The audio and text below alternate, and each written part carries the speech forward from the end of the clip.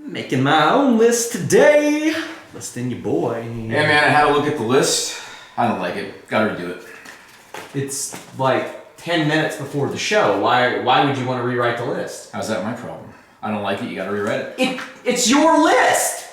Give me some good shit, pal. It's his list!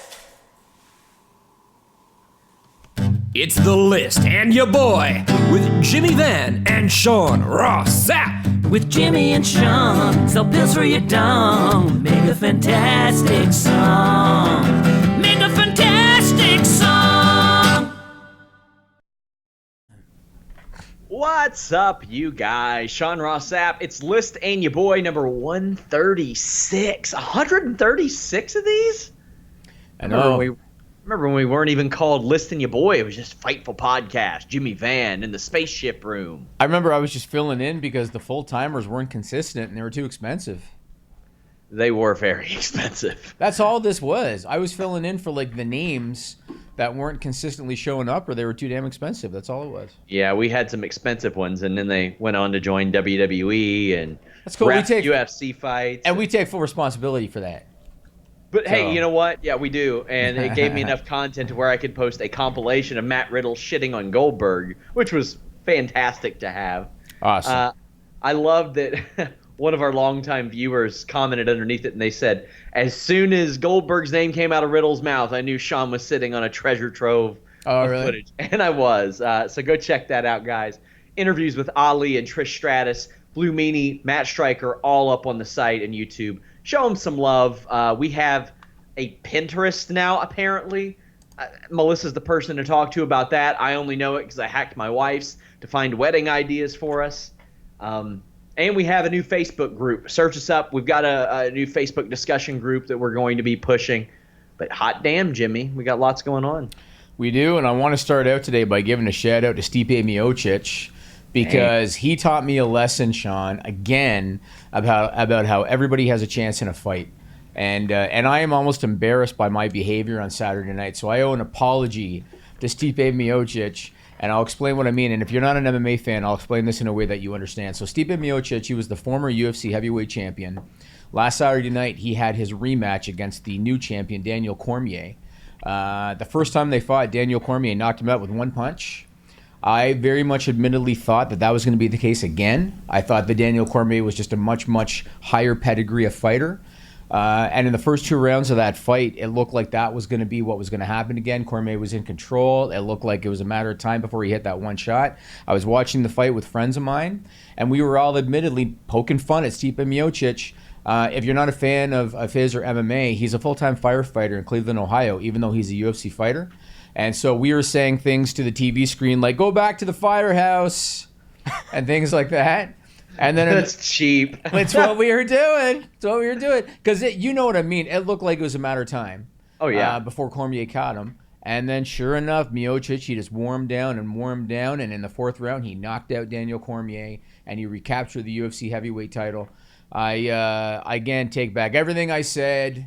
And you taught me a lesson against Stipe Miocic about everybody has a chance in a fight. So congratulations to him. I did not think he had a chance, Sean. I didn't think he had a chance in that fight.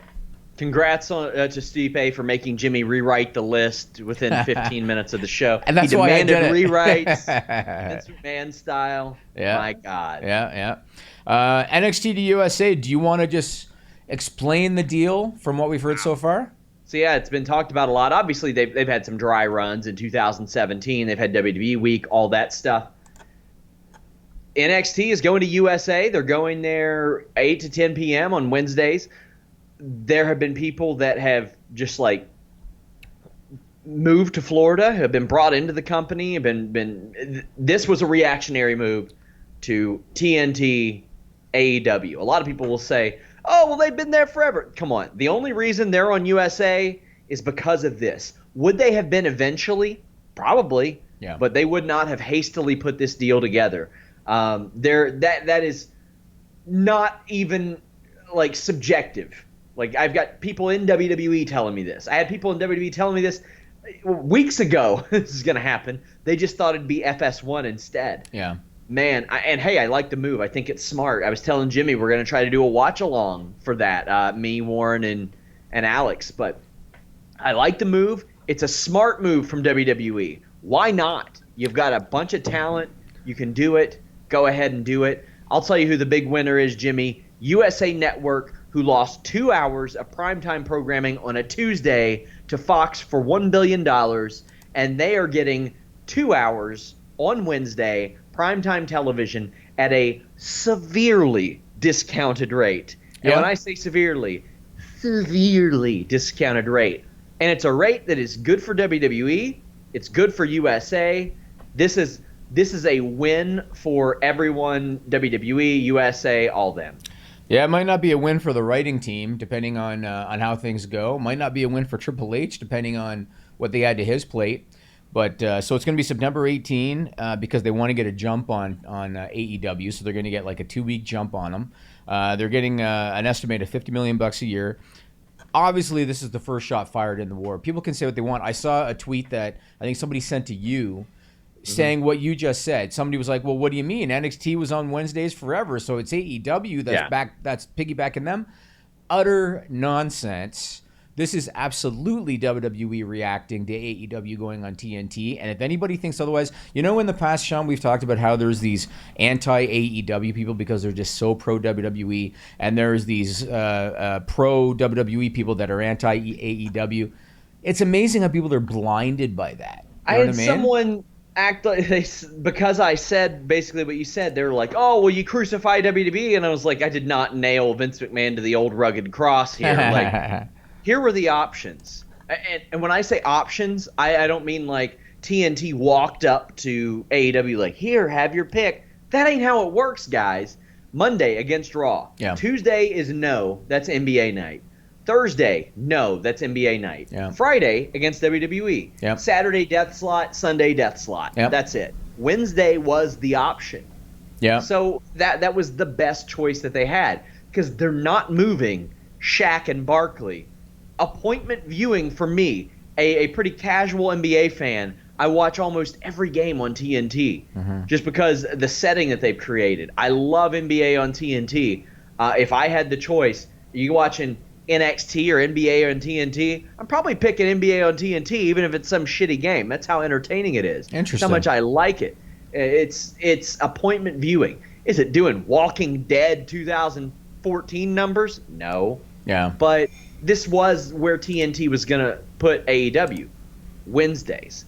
There's a lot of misinformation going around. This was a reactionary thing to AEW doing that. And you know what? It's a smart one. Very smart. And it's a major move. I mean, there was a lot of speculation that it was going to be NXT to FS1, and I think that would have been a much, much less significant war. Because FS1 is just a smaller station. It's a more sports-oriented station. I don't think it would have had the same significance as NXT to USA. It's going to create the Wednesday Night War for sure. Obviously, it'd be way more interesting if it was, say, Raw versus AEW on TNT or SmackDown versus AEW on TNT. But I think it's going to be very, very, very interesting. And we'll see what happens. Now, my first question, and I know that this has come up, and I've seen some other sites that have already kind of given the answer. I want to know how much input Vince McMahon is going to want to have in this show. And again, I saw on some other sites where people were saying, oh, no, nothing's going to change. This is Hunter's project, and it's going to be all Hunter. This is USA Network. This is Vince McMahon. This is Vince McMahon's one of his primary partners going back to 93. Before 93, primetime wrestling in the 80s is when they started doing USA. You can't tell me now that there's going to be money at stake and now that NXT is going to be a profitable brand that Vince McMahon's not going to want to dip his toes in that water. You know what I mean? So I want to know if he's going to leave everything up to Triple H. If he does, this is going to be a very fun thing to watch as a fan, this whole Wednesday Night War. If Vince McMahon has his hands in it, though, this could turn into the rehash of ECW. You know what I mean? And so I want to see what's going to happen. And you got to remember, Vince already has Raw. He already has SmackDown. And come the spring, he's got the XFL. And I have news on backstage reactions on NXT, the pay change or lack thereof. Vince McMahon, will he step down? A lot of stuff on FightfulSelect.com. Make sure you guys go and subscribe. That way Jimmy gets off my ass about it. Before we went on the air, I was going to talk to you about that, and I decided, I'll just Get let it go. Get off my ass about it. All right. The next move. Hello, we got other money-related stuff, Jimmy. People can donate super chats. There you go. They can ask questions. They can have their statements read on the air. Any amount, guys. Be generous. Daniel Bielatrovic says, is WWE going the New Japan faction route? I think they should, Jimmy, with the success of Orton and Revival so far. You got New Day, Undisputed Era, the Club. I like that. It gives a little more flexibility even when you group these people together. What do you think?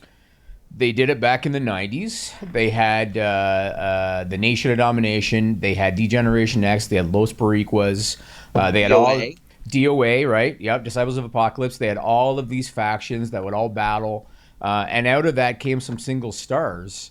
And so I have no issues with it. I saw somebody that even suggested a six-man tag team title or a three-man, I guess, tag team title. Yeah. I'm cool with that idea. It'd be different. You know? I like that. I can't remember who it was. I think it was Stutz that said, have one set of tag titles, one set of trios titles. I'm absolutely cool with that.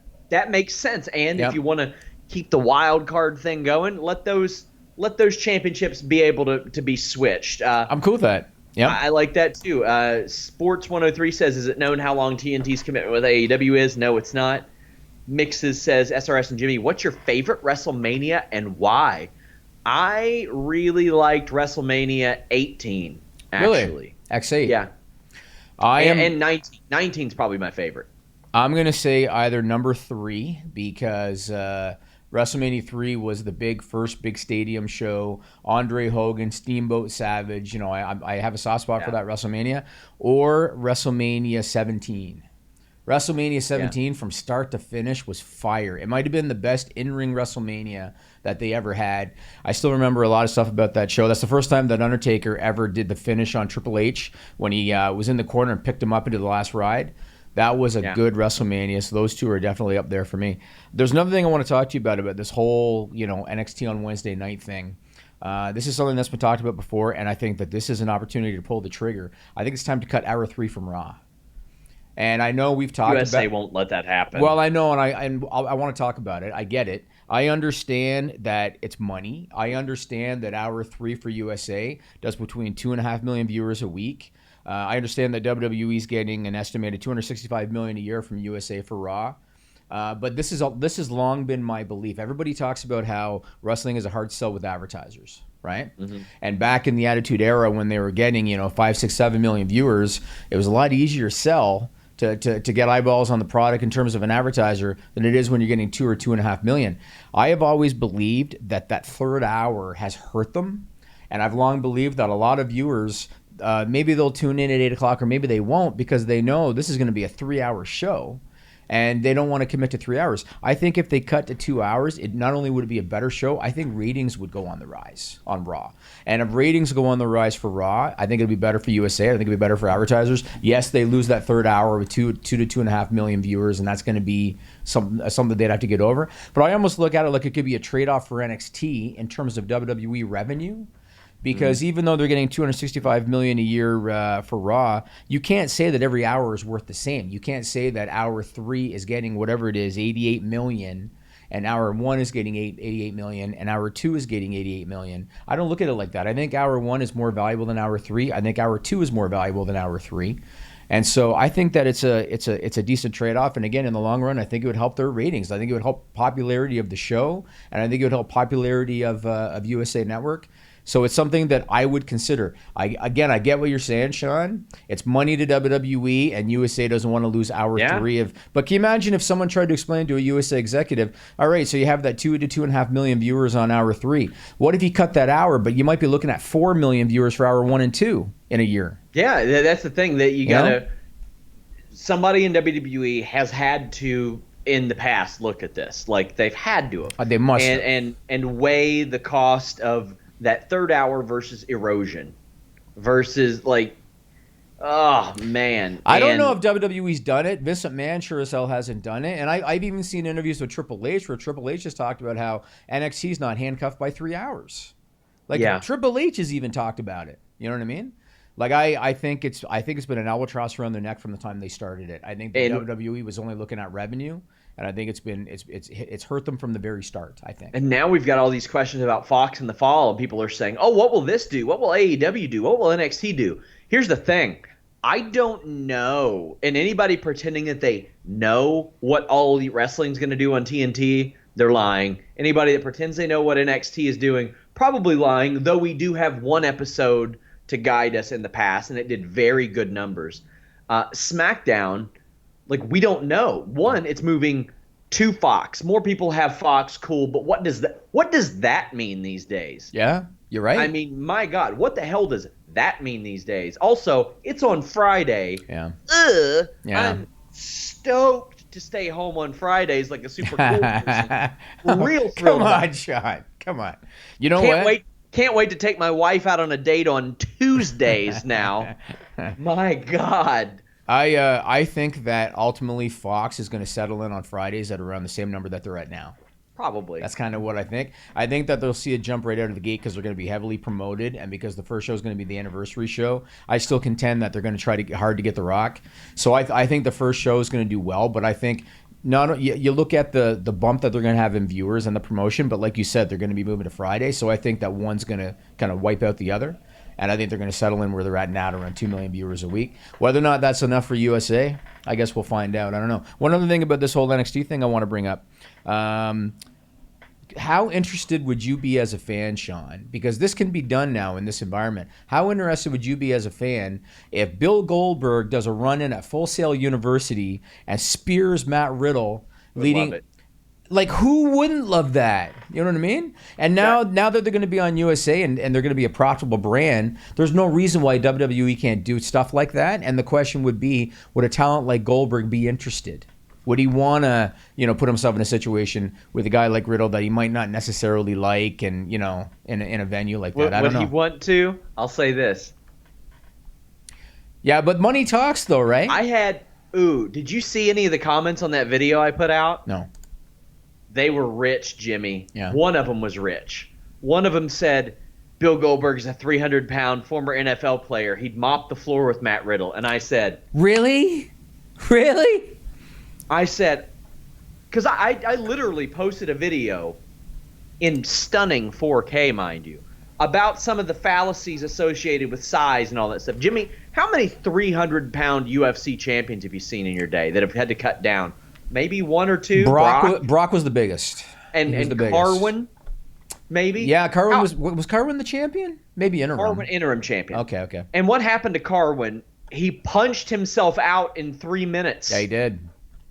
So if you want realism, buddy, I hate to tell you, none of these matches with 300-pounders are lasting longer than a few minutes. But when I tell you guys, and I'm not saying it because Matt's my buddy, I'm not. Matt Riddle would beat the living shit out of Bill Goldberg at any stage of Bill Goldberg's life. Fresh into the NFL, Matt Riddle is liver kicking Bill Goldberg, and Bill Goldberg's pissing blood for a week and a half. If he's lucky, 3 weeks if he's not lucky. I mean, I will say this. If it was, say, 96 Goldberg, it'd be a better fight. Mm-hmm. You know what I mean? For sure. But 52-year-old Bill Goldberg... I asked Matt like a couple years ago, like, how long do you think he would last? Matt gave him credit. Yeah. He said probably a couple minutes before I gassed him out and beat him. Yeah. And I was like, I thought maybe a minute, maybe. I think 96 Goldberg would have made a fight out of it because he was a great athlete and everything. But 52-year-old Bill Goldberg. And hey, let's be real. Size does matter in some instances. And Matt was very transparent about that too. I mean, Matt is about 215, 220, and Goldberg was 300. And as Matt said, well, yeah, he's steroided up, so he'd have that advantage too. Yeah, it wouldn't be close, but in terms of pro wrestling limitations, I would love. It would be fantastic. It'd be fantastic. I would love a program with Matt Riddle and Bill Goldberg. It'd be great. Now, the one thing that Goldberg would hate, Goldberg would be the heel, Sean. He would be the heel. Oh, I think he would be. Maybe, because the way that Matt put himself out there with the Jericho, Booker T, Lance Storm stuff, that was very heelish. It was. Very natural, and I loved it. I loved how it came across. That shows that he's versatile. And, I mean, I showed you the promo that he cut after that UFC Calgary card on Dan Hardy and the Buttertooth Brits and all that. Freaking awesome. He can be funny, too. Yeah, he can. But the thing is, all this was born out of real passion from Matt Riddle. Like, loved pro wrestling so much that he got into MMA because it was the closest thing he thought he could do because he was small. And he just didn't like Bill Goldberg because he thought that Bill Goldberg didn't care. Now, I get the feeling, and this is me speaking, this isn't something I've heard from Matt. I think Matt is he's smarter than a lot of people give him credit for. A lot of people are like, oh, Stoner Matt. He sure as hell wasn't Stoner Matt when he had you drawing up the contracts, was he? No, yeah. We were doing a podcast with Matt Riddle, and I had a cell phone number. I think Sean gave it to me, and I texted him just to kind of firm up the deal, and Matt was adamant he wanted to jump on a phone call. Yeah. And we jumped on a phone call, and he wanted a contract. And this was just like a once a week, 1 hour a week podcast, and he wanted a contract, and he wanted stipulations for if we do a certain number of views, then I want to talk about potential cut of the YouTube revenue. He's not an idiot, and I'm sure that he learned a lot of that from his UFC days too. Yeah, the thing is, what you see is really Matt Riddle, but a lot of people mistake the accent and for him smoking a little weed back in his day for him being like... Yeah, he's got a little Spicoli thing about him, you know? Yes, people acting like he's dumb or something. He's not. He's smart, and I'm sure he sees dollar signs in what's going on now. Oh, there's no question about it. No question about it. But, and again, so from what I've heard, the WWE production trucks are basically going to be on the road Monday, Tuesday, Wednesday, and then Sunday if there's a pay-per-view. So basically 4 days in a row. Or I guess Friday, I guess are going to be in the fall. But production's going to be there. It'd be so easy to just fly Goldberg to Florida. That'd be so easy. You know what I mean? Yeah. And so I would love that. I think they should capitalize on that.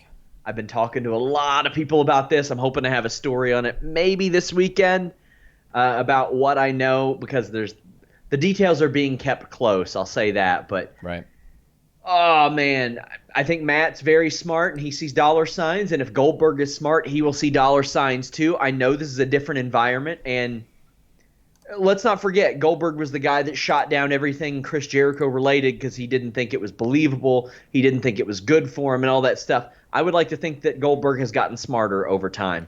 I think so. I think he would also look at, with all due respect to Chris Jericho, I think Goldberg would have more respect for Matt Riddle.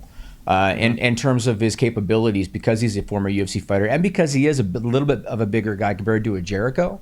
Yeah. So I think you would look at it differently. I guess it again comes down to, we're in an environment now where guys aren't really getting pay-per-view bonuses like they did back in the day. They're getting guarantees. So Goldberg might look at it like, well, if you're going to give me $1 million, what the hell? Yeah. Who knows? Or maybe he'd be like, he's an asshole, I don't want to do it. I mean, who knows? It's hard to tell. Well, I tell you what, another big guy is Braun Strowman, Jimmy, and I happened to talk to him for an interview recently. If you want to check this out again, it'll be up on Fightful Select. We got articles coming up too. But hey, how about you take a little listen, a little. Fightful.com. Look at the superhero pose. What's up, you guys? Sean Ross Sapp here with Braun Strowman, or you can't see, but the Crocodile Hunter. The Croc Monster. The Croc Monster. What motivates you to rock with the Crocs? I don't need motivation. Look at these things. They're fashionable. They're comfortable. If you have to, you can put them in four-wheel drive, and you can just get in the mud, and they're easy. I think not having motivation is kind of the point, right? Yeah. So, we don't see you wearing these on Raw when you're tearing stuff up. No. These are when I'm in a good mood. These are my party shoes. You're strictly business too sometimes. Yeah. When I got the boots on, then watch out. Yeah. So you have such a fun job. You get to tear stuff up all the time. What have there been anything pitched where you're like, really, I get to tear that up? Constantly, literally, the ideas that come across the table and things that we've done, it's great. I get to win a lot of the times. A lot of times I get to work and I have no idea what's going on, and I'll pull into the building and I'll see our stunt team out messing around with stuff, and I go, wonder what I'm doing today, and get in and then get to talking to the boss, and it's always the best. He gets so excited for these things. So do I, and I feel like the fans do as well, because let's be for real, I've been turned into a real life comic book character. I am the Incredible Hulk brought to real life, so it's been awesome, the things that we get to do, and it's never a dull moment at work with me, and it's constant craziness. In pro wrestling, there's always that suspension of disbelief, but you got guys like Brock Lesnar. He can beat people up. He did it in the UFC. People look at you and they're like, well, yeah, of course he can really tear that stuff up. Look at him. I'm really interested in how a conversation with Vince McMahon goes over something like this. It's kind of just this is what you're doing. What do you think? All right, let's go. Have there been any ideas come across the table that maybe you got excited about but didn't end up happening in that regard? I'm trying to think. No, most of the time, like, when he gets his mind made up on something, like, he goes full bore until he does it. So, yeah, I don't know. I can't think of anything that we've talked about doing that we've never ended up doing. You recently announced on Instagram that you've signed a new deal with WWE. You're locked up there for a long time. How did that process come about? It was just, we're winding down. I had a little over a month left in my contract, and yeah, we just came to an agreement, and I felt like both sides of the party were happy, and look forward to 4 more years of people getting these hands. Did it surprise you? I mean, with a month left, did it surprise you that kind of didn't get out there? Because a lot of that news does get out there. It does. I try and keep my business life as quiet as possible. I hate it when people outside of the business know what I'm doing before I know what I'm doing. So it's kind of cool that we were able to keep that hush-hush and nobody stooged it off to the dirt sheets like so many of these marks like to do. Hey, sir, excuse me, sir. Man, the man in Crocs just bashing the dirt sheets. I can't handle this. Ron, thank you so much for taking the time. Thank you. We're out. Braun Strowman, leave that thumbs up. Did you hear what? You couldn't hear the clip, could you? No. It was pretty funny. He said, I was like, were you surprised that nobody reported that your contract was going to be up a month before you signed the deal, or a month after you signed your deal? He was like, I don't leak all my info to the dirt sheet. It's like these marks. And I was like, thanks, man. Yeah, you're kind of talking to one. Yeah. I want to move on and talk about the SmackDown reveal, Sean. Okay. Let's talk about the SmackDown reveal. So WWE television this week was polarizing again, you know. Raw was mostly a good show, I thought. Like, I thought Raw was a very easy 3 hours to watch. There was good in-ring stuff. The Randy Orton Kofi angle was great, I thought. There's some good stories going on right now. Yeah, and the Braun Rollins thing is good too. We'll get more to that later on, but I thought Raw was mostly a good show. SmackDown, with the exception of a couple good matches, like in-ring matches, SmackDown to me left a lot to be desired. I'm sick of the Shane McMahon stuff. I cannot believe they're doing it again with KO. I thought SummerSlam was the cherry on top of that one, and they're doing it again. But then came the big reveal, Sean. First thing I want to do is put up a picture of the guy, allegedly, because they didn't say anything. So the guy who allegedly hit Roman Reigns in the car, put up that first picture of the big reveal. There he is. So that's, I guess he's supposed to be Rowan's dad, I guess. That's what they suggested. Again, they haven't said anything, so it's all speculation. I got news for you, Sean Ross Sapp. I have a scoopski for you. I know who it is, Sean. Do you? Because all I was able to confirm was somebody backstage, not Luke Harper. I know who this is. I can reveal this to the world on this podcast. I recognized him the second that I saw him. And quite frankly, I couldn't believe that you and Alex on the Post SmackDown podcast didn't recognize who that was. Oh, boy. It's very obvious that is Yukon Cornelius. Put up the other picture of him. You're there so he dumb. is. You're so dumb. Yukon Cornelius. He left the mountains where he was going after. He left the mountains where he was going after the Abominable Snowman or whatever the hell it was. Please retire. And he hit Roman Reigns. And that's what happened, Sean. Yukon Cornelius came out and hit Roman Reigns, bud. Okay, people on watching our show do not expect humor or skits, Jimmy. Yeah, no, they don't. They we want never do serious that. Serious wrestling talk. the whole time. Serious wrestling talk. Serious wrestling talk. Let me ask you this question, Sean. So, let's say that the plan is supposed to be for Daniel Bryan to be the antagonist when this thing is all said and done, right? It looks like that's where they're going. Daniel Bryan's been kind of leading this whole thing, and we're going to show you who did it, and blah, blah, blah, blah, blah. Look, that's what it looks like. If that's where they're going, I'm all about showcasing new talent, young talent. I'm all about it, right? And Buddy Murphy, for the second week in a row on SmackDown, looked great in the ring. He got a big, clean win over Daniel Bryan, and that's all fine and good. But I watched that, and I thought to myself, if Daniel Bryan is the antagonist in this thing with Roman Reigns, why would you have him lose clean in the middle to Buddy Murphy? How does that make any sense? I think the antagonist should be Buddy Murphy. That would be interesting. I think it should just be revealed all along it was Buddy. He used it to get on TV. He used it to get matches. Right. He knew how to manipulate people. That's how I think it should. And that Brian and Rowan were innocent the whole time. Yes. You never know. I don't know how they're going to explain Yukon Cornelius in that situation, but that's a good one, because not only that, then you make Buddy look strong because he beat Daniel Bryan. Yeah, and I mean, there are easy ways to make sense of this. They're like, well, why would you sacrifice yourself for those beatdowns for 2 weeks?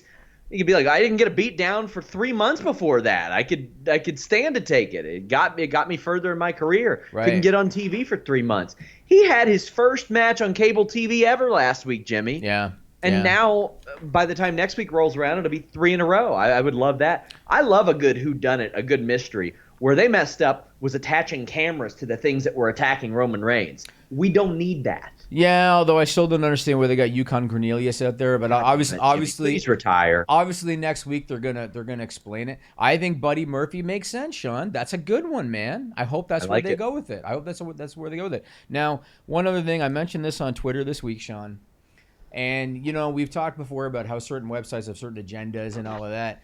So there is, a reputable non-Fightful podcast. I happened to listen to their Raw review this week. Ringside News. Oh, never mind. Yeah, no. They spent a solid, 15 minutes tearing apart almost every segment of the show on Raw. They tore apart almost everything. They poked fun at it and how it doesn't make sense and stupid and blah, blah, blah, blah, blah. Then at the end of it, they touted Raw as being the second good episode in a row. And I listened to that thinking, what? What did I just listen to for 15 minutes? How can you even make sense of that, where someone tears something apart and then they say it was good? You can't. Just listen to our shows instead. Very good answer.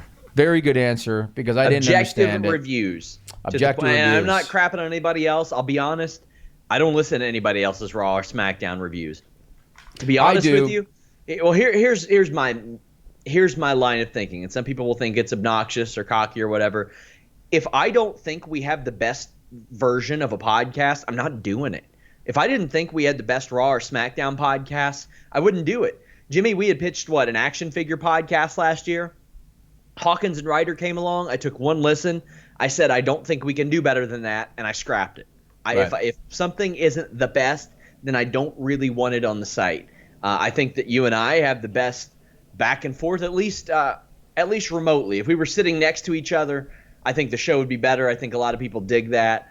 I'm really enjoying that. But I think we have the best show like this there is. There's always work to be done, but hey. Well, you know what? I always check out the competition a little bit because I just like to know what's out there. I like to there's any super chat time. Yep. Rob Wilkins says, SRS, let's say you are Triple H in charge of NXT. Vince has no input. Do you ask for Ali? Do you want Luke Harper? Do you want some veterans for backstage? Well, I mean, they've just accrued a ton of road agents over the last several months. And yeah, I would want the 205 Live roster. I'd want the Cruiserweight title, all that, just absorb it. And yes, I want Harper. I want, quite frankly, some of the larger human beings that aren't being used on the show to kind of offset all the smaller people. Yeah, I would ask for No Way Jose back too. That guy is a great show starter for live events. I don't know what I'd have him doing in that regard.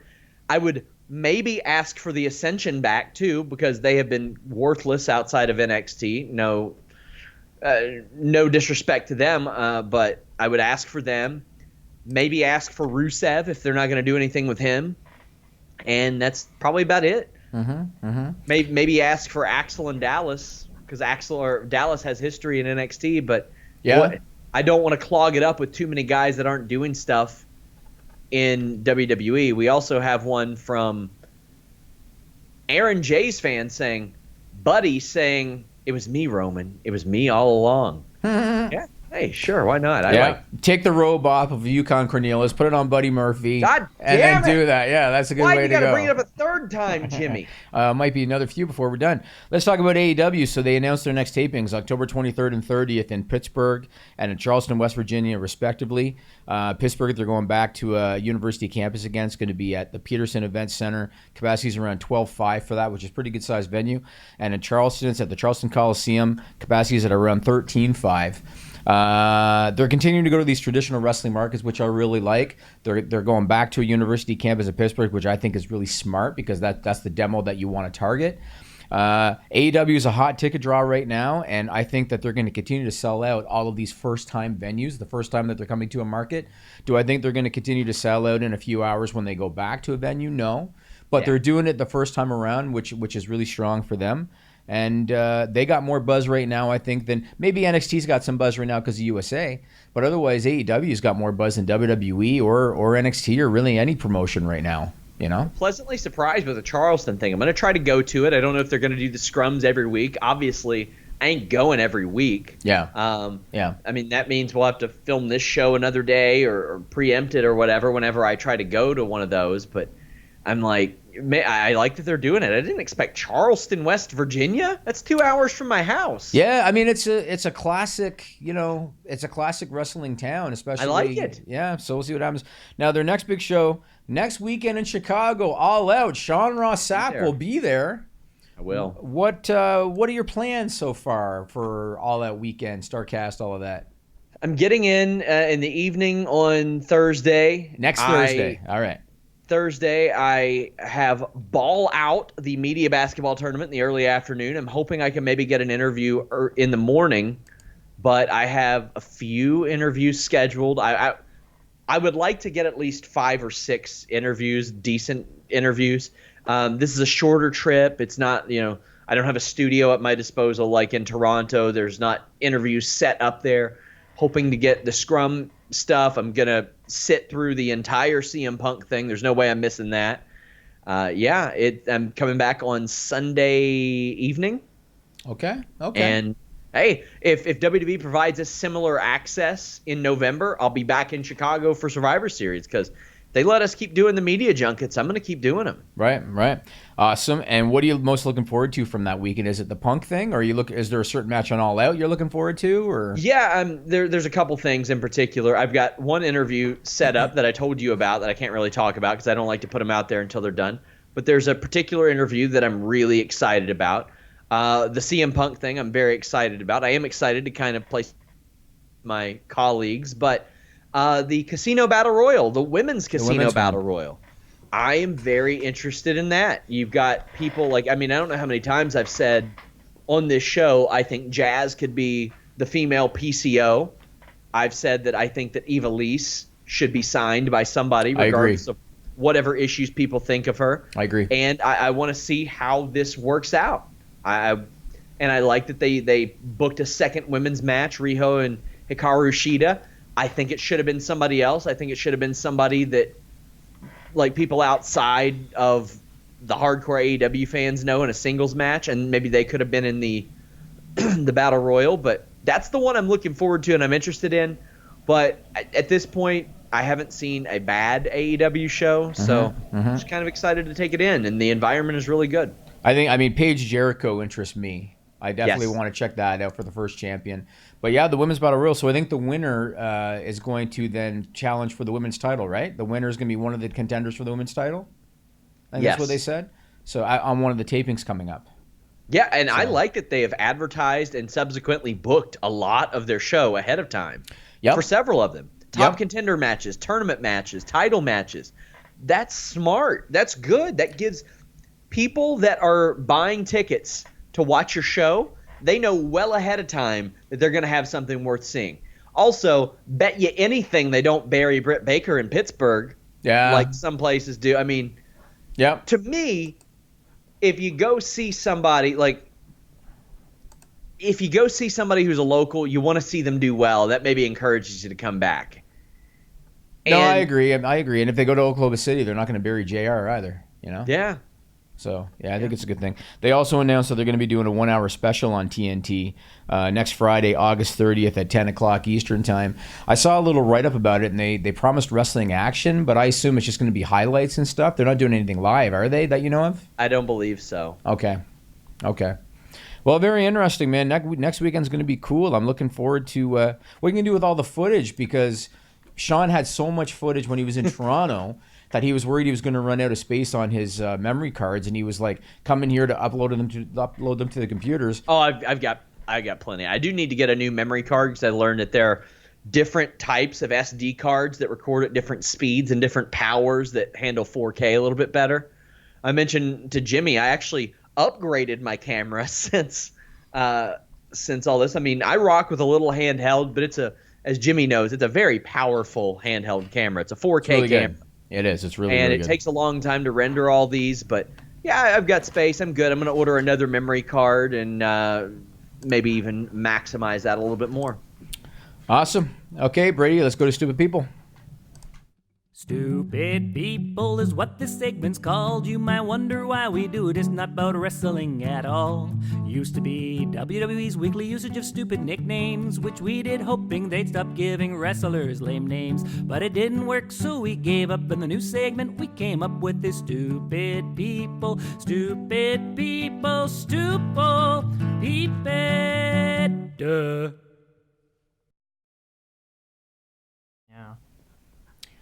All right, we were doing extended before for Fightful Select, and I started out a story by telling Sean, wait till you see this mugshot. And then when I started looking at the story, I realized, crap, it's the wrong one. So I can say now again, wait till you see the mugshot, Sean. So this is a good one, reported by the Cherry Hill Courier Post on August 16. Try to picture this one, Sean. So there was a man out of Woodbury, New Jersey. He made a late-night booty call, Sean. All right. Yep. To a woman that he referred to, and this was his term. He referred to her as his side chick. Okay. She showed up, but by then he had fallen asleep. She's calling him and sending him text messages and stuff. One of the text messages that she sent him said, quote, "You wasted my money to come out here." He was sleeping and missed everything, Sean. What happened next? His side chick invited like 10 girls over and they had an orgy and he missed it all. 29-year-old Taja Russell went to a nearby gas station at 4 o'clock in the morning. She bought lighter fluid, matches, and a lighter. She went back and she torched his house. He woke up half naked. House was filled with smoke. He managed to get out through a window. He ran to the police station half naked. Ms. Russell is being held on charges of attempted murder, aggravated arson, endangering, and criminal mischief. We have the mugshot. Put it up, Sean, Brady. Look at that, Sean. Tell me by looking at her, you do not mess with Taja Russell from wherever the hell she's from in New Jersey. And there's the torched house on the right side there, Sean. My God. Yeah. She went full Left Eye Lopez on him. Oh, yes. Oh, my God. Like that. When you're making a booty call to a lady like that and then you fall asleep, you got it coming. You know what I'm saying? You see it in her eyes. God. You see it in her eyes, Sean. So, oh yeah, that's nothing to screw around with. This next one, man, you'll like this one. So this is reported by KREM Channel 2 out of Spokane, Washington on August 14. You'll like this. So there's a man that tried to break into a cannabis store in Otis Orchards, Washington, wearing a very unusual disguise, Sean. Do you have any idea what disguise that he wore trying to break into this cannabis store? Groucho Marx mask. Not a bad guess. No, he wore underwear on his face. We have a video of the break-in attempt. Go ahead and put it up there, Brady. I can talk over this, right? Yep. So he tried to hide his identity from the surveillance cameras. He also wore socks on his hands. Those were not gloves. Those were socks. And he's got underwear on his face, as you can see. He set off the alarm. You're going to see what happened next. Oh, look who's coming, Sean. Oh, boy. There come the police right there. And along with the police, they also had a canine unit. And a guy came around the car. Cops came out. They got, there's the canine. And off. Later. Yeah. He got arrested and he was taken into custody. Okay, that's enough of that, Brady. You could take that off. Wow. Yeah. Didn't work out. Maybe Buddy was already high when he was trying to do that, Sean. What do you think? What was he breaking into again? A cannabis store. Dumb. Yeah. Yeah. This last one you're going to like. This is for the SRS file. Reported by the BBC on August 16th. So there's a town in Wales, and I know that we have a UK contingent that listens to our podcast. Yeah. There's a town in Wales called Porthcawl, and they made plans for a new public bathroom facility. That was going to feature futuristic toilets that had features such as self-opening doors, cubicle use timers, and graffiti-resistant walls and floors. This whole story about how they were going to do this made the news for another reason, though, for another feature. What feature do you think that was? I don't know. Tell me. It had an anti-sex feature. So apparently they felt... Did it burn people's houses down? So apparently they had concern about sexual activity occurring in the stalls, and so they were going to implement weight-sensitive floors to ensure that only one person used a stall at a time. And Sean, if this weight-sensitive flooring detected that more than one person was in there, water jets would soak the users and alarms would go off, Sean. Oh, no. They were going to spend upwards of 170,000 pounds on this project. The news went viral, and so the town scrapped the plans, and now they claim that they submitted those plans in error, Sean. Yeah, I bet. In error. And that's what happened. What do you think of that, bud? I think that there would have been a lot of overweight people with wet asses. And not for the same reasons, maybe for multiple reasons, depending on how they get in they fuck on. But I'll tell you what's not stupid. People donating to our super chat and getting their questions and comments read on the air. Korosami 1997 says, Jimmy Van, thoughts on Becky's promo? Which promo? The one on Raw on Raw this week? It was good. It was good. I still think that when they're live in the building, there's a chance that they're going to heel on Becky. Mm-hmm. I think that Becky, and other people have pointed this out, I think that Becky now, because again, I see this so often, wrestling fans know what's going on. They understand, right? I think that a lot of WWE fans might start to look at Becky as the establishment, which is the same reason that Becky was cheered in the thing with Charlotte when she first got over. I think they might look at her as the establishment now, and I think they know that Sasha wasn't happy with creative and that she went home and everything. I think there's a chance when they're in the ring together that they're going to heel on Becky. But I've long loved Becky's promos. I think that she's great. The interview she did with Shawn, she got a promo with Shawn too. Yeah. And I like her in that role, but again, I think there's concern. If it was me, I don't know if I would have brought Sasha back and put her immediately in the ring with Becky, even though it's a hot program. I think that they risk the crowd turning on Becky, but I guess we'll wait and see. Joseph Farley says, Fightful Fantasy draft, football draft tonight, and your boy Kelsey Grammer gunning for that chip. You wouldn't understand it, Jimmy. You're not a football fan, but no. The Fightful Select Fantasy Football was such a success. We have 20 teams in a league, which is like 8 more than most people do. So it's like really a really big league. And we did it twice. We've got 2 leagues to the point to where my wife is going to run one of the teams. Jimmy, when you fly, do you fly first class? Yes, typically I do. Usually. Yeah. When you ship stuff, do you usually use first class? Yeah, depending on what it is. Well, hey, you know what? If you're banging your mailman, you can give him that first class dick. But he's not going to know what's coming. Whoa. You can give your mailman that first class dick? If you want, if your mailman consents, Jimmy. What? I'm not a homophobe here. All right. Come on. Let me do my pitch. Continue. I was talking about this mailman getting some thanks to Blue Chew. He'll know that you're coming, but he won't know what's coming when he brings you Blue Chew. Why is that? Because Blue Chew arrives in a discreet package. So the mailman, despite the fact that he's getting it, isn't going to be realizing what he's giving to you. Blue Chew has the same FDA-approved active ingredients as Viagra and Cialis, so you know they work. But they're better, they're cheaper, they're faster, they're better because it gets into your system quicker. It's a chewable. Whether you just eating, whether you're on an empty stomach, you don't got to wait 30 minutes. It ain't the pool, okay? You can take them whenever you want. When you go to the doctor, you sit in line. You don't have to do that with Blue Chew. Prescribed online. Real doctors prescribe it, but it's all done online. Like I said, shipped straight to your door. Discreet package. Not everybody knowing your business. Unless you got a yappy mailman talking about your dick. Then a lot of people will probably know it because your mailman, he visits everybody. Sorry, word might get around. And if you get around, your reputation will precede you thanks to Blue Chew. You can get that for free right now by going to BlueChew.com and using the code FIGHTFUL. As you see over here, if you're watching on video, right there, just pay $5 shipping. Be the talk of your town. BlueChew.com, code FIGHTFUL. Hit them up at Blue Chew. Let them know you heard about them from us. It's important, guys. Take it whenever you want. It's free. Just use that code FIGHTFUL. What's up, Jimmy? This mailman gimmick, I'm running with it. There's just so many puns that I can use.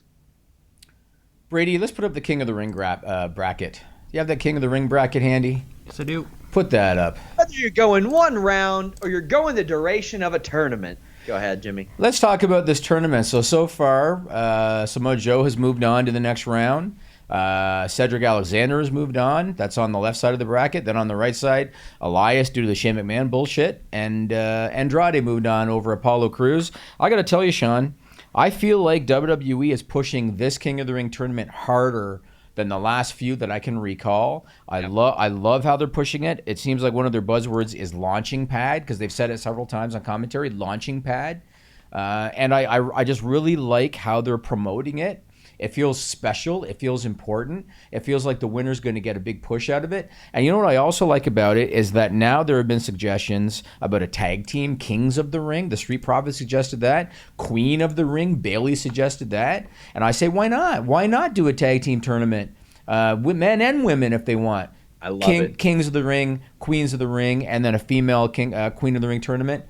They're really getting behind it hard, and so far, with the exception of the Kevin Owens stuff, all of the matches have been great. Samoa Joe Cesaro was unbelievable on Raw. Did you see the start of it when Cesaro ran across the ring and almost took his hat off with that uppercut? Zayn and Cedric should have gotten like 5 more minutes. I agree. That one was a bit of a disappointment too, and Sami Zayn is a whole other topic of conversation, what they're doing with him. It should be the WWE style G1. It really should. Do it 8 to 15 minute matches. Run it. Let people know that you can put on a great tournament as well. I love the King of the Ring. I love how much they're making it seem like it matters. I like that. I like it a lot too. I like everything about it so far. Again, I could have done without the Shane McMahon, Kevin Owens stuff.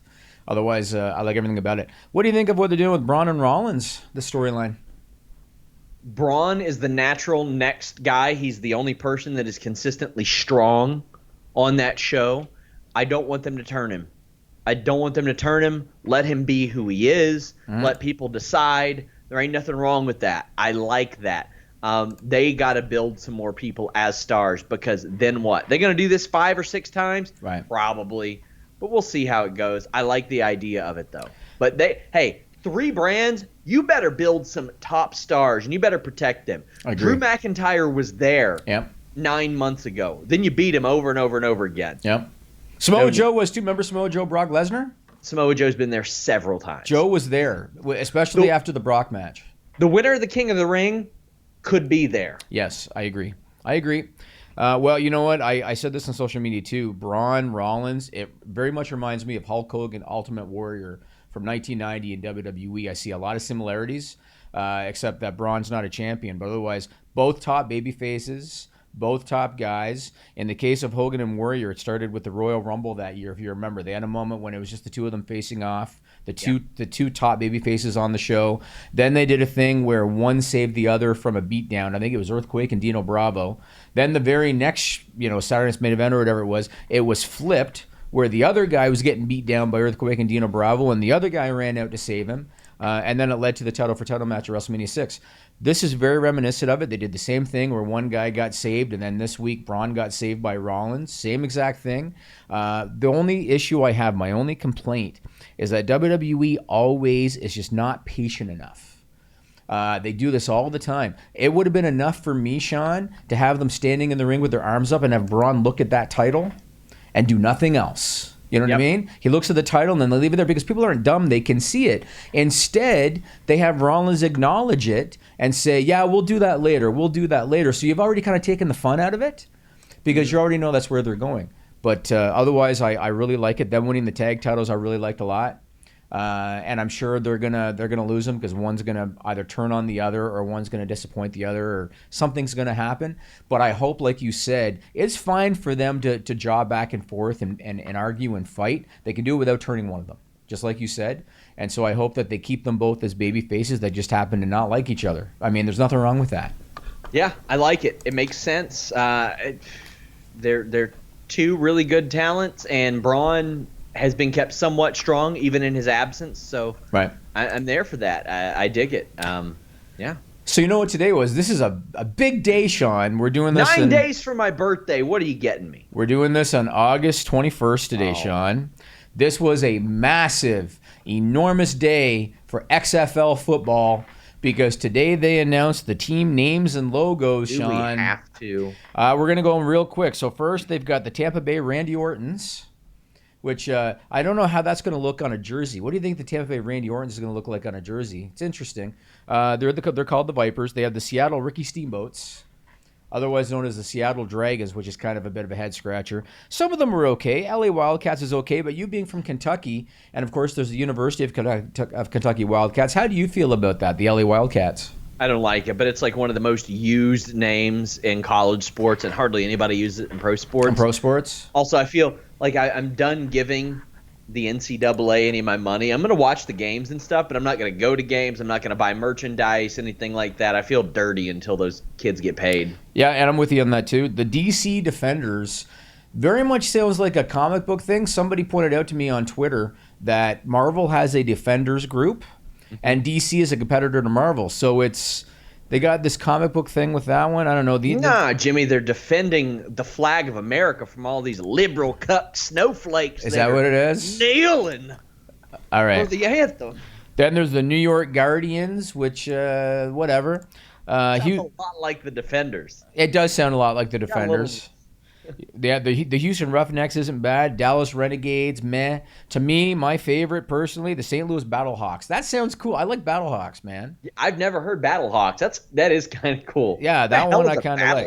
Battlehawk? It's the St. Louis franchise of the XFL. What if they had the Battle Cats and it was like the one that was in WWF? These should have all been terrible former WWF gimmicks that they repurposed. Could you imagine the Minnesota Mantars? I mean, I'm not going to lie to you. When they came out and they said Tampa Bay Vipers and Seattle Dragons, the first thing I thought was that was going to happen and that there was going to be 8 names, all of which were, pro wrestler nicknames. The But that's where they Mississippi went. Men Mountain Rock. That could have worked. What else should I talk about on the list this week? Let me ask you this one. Our Facebook group, facebook.com/groups/Fightful. It's a new discussion group. You guys can join. Invite all your friends. If they're dead, go on, exhume them? Is that what you do? You dig their bodies up, That's and then right. you bring them to a computer, and then you click join on their, assuming you know their Facebook password, because I don't think they're going to tell you. They're dead. But, do that.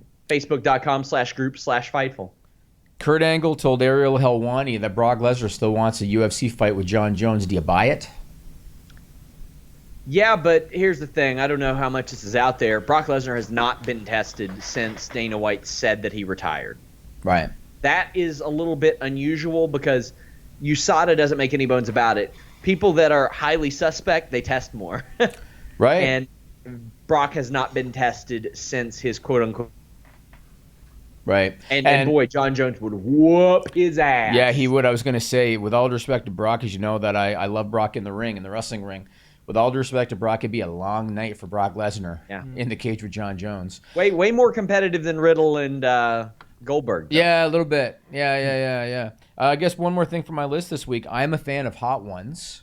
It's a YouTube show where they have celebrities eating wings with a different hotness of sauce. And would you believe, Sean, they just did one with Stone Cold Steve Austin to promote his new show on USA.